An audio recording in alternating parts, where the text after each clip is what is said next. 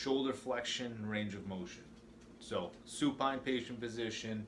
Our axis is inferior to the acromion, so palpate that lateral acromion just inferior to it, straight through that humeral head. You want to get center on that humeral head. Our stationary arm or proximal arm is going to bisect the trunk, that lateral midline, just like hip flexion.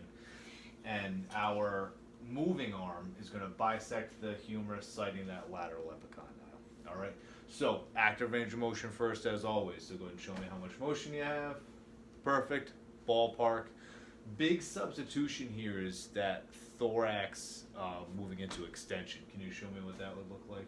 So moving way big extension, but also really important for the shoulder, especially, is we don't want to fall out of plane. So what would happen naturally if you ask that patient to flex all the way you can, if they don't have the appropriate range of motion flexion, they can fall into abduction and gain a couple more degrees that way.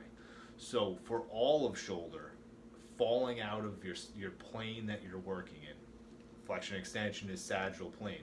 So falling out of the sagittal plane would be a big substitution. Very, very common as well.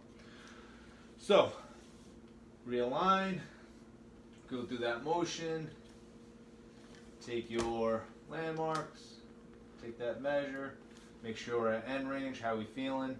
Good. Then going further.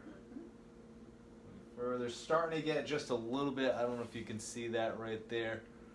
Right here, I'm starting to get a little bit of that thoracic extension there. So I would stop here if this was my measure, okay? So that's shoulder flexion, range of motion. If you notice, I moved the table away from the wall. Make sure the wall's not in your way. We don't want to have that as our substitute, as our limiting